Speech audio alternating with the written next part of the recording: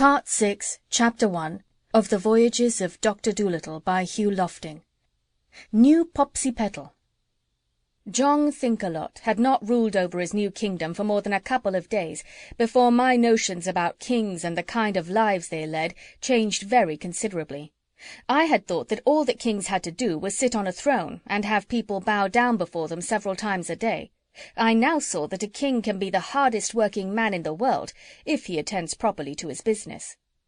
From the moment that he got up, early in the morning, till the time he went to bed, late at night, 7 days in the week, John Dolittle was busy, busy, busy. First of all, there was the new town to be built. The village of Popsipetel had disappeared. The city of New Popsipetel must be made.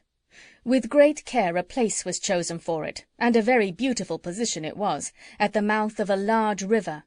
The shores of the island at this point formed a lovely wide bay, where canoes, and ships too, if they should ever come, could lie peacefully at anchor without danger from storms.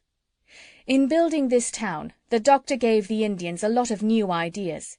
He showed them what town sewers were, and how garbage should be collected each day and burnt. High up in the hills he made a large lake by damming a stream. This was the water supply for the town. None of these things had the Indians ever seen, and many of the sicknesses which they had suffered from before were now entirely prevented by proper drainage and pure drinking water. Peoples who don't use fire do not, of course, have metals either, because without fire it is almost impossible to shape iron and steel.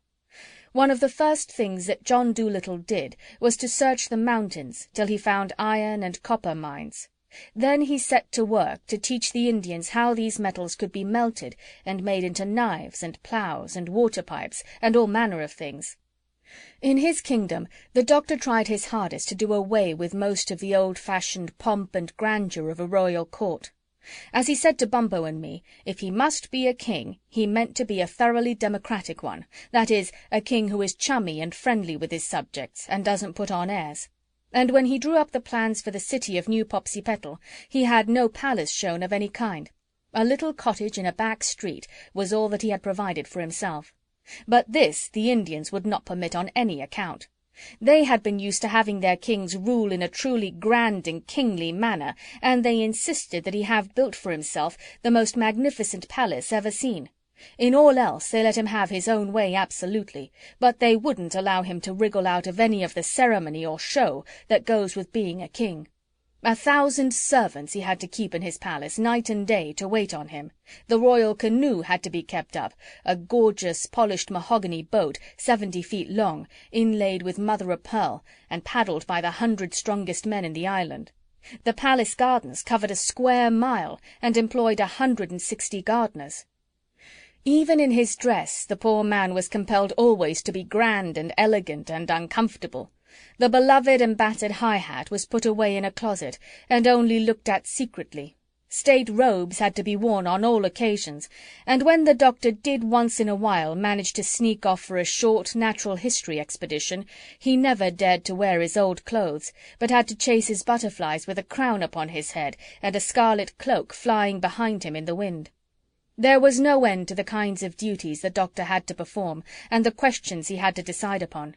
Everything, from settling disputes about lands and boundaries to making peace between husband and wife who had been throwing shoes at one another. In the east wing of the royal palace was the Hall of Justice, and here King John sat every morning from 9 to 11, passing judgment on all cases that were brought before him. Then in the afternoon he taught school. The sort of things he taught were not always those you find in ordinary schools. Grown-ups as well as children came to learn. You see, these Indians were ignorant of many of the things that quite small white children know, though it is also true that they knew a lot that white grown-ups never dreamed of. Bumpo and I helped with the teaching as far as we could, simple arithmetic and easy things like that. But the classes in astronomy, farming science, the proper care of babies, with a host of other subjects, the doctor had to teach himself. The Indians were tremendously keen about the schooling, and they came in droves and crowds, so that even with the open-air classes, a schoolhouse was impossible, of course, the doctor had to take them in relays and batches of 5,000 or 6,000 at a time, and used a big megaphone or trumpet to make himself heard. The rest of his day was more than filled with road-making, building water-mills, attending the sick, and a million other things. In spite of his being so unwilling to become a king, John Dolittle made a very good one, once he got started. He may not have been as dignified as many kings in history, who were always running off to war and getting themselves into romantic situations, but since I have grown up and seen something of foreign lands and governments, I have often thought that Popsipetel, under the reign of John Thinkalot, was perhaps the best-ruled state in the history of the world. The doctor's birthday came round, after we had been on the island 6 months and a half. The people made a great public holiday of it, and there was much feasting, dancing, fireworks, speech-making, and jollification. Towards the close of the day, the chief men of the 2 tribes formed a procession and passed through the streets of the town, carrying a very gorgeously painted tablet of ebony wood, 10 feet high. This was a picture history, such as they preserved for each of the ancient kings of Popsipetel, to record their deeds. With great and solemn ceremony it was set up over the door of the new palace, and everybody then clustered round to look at it. It had 6 pictures on it, commemorating the 6 great events in the life of King Jong, and beneath were written the verses that explained them. They were composed by the court poet, and this is a translation. 1.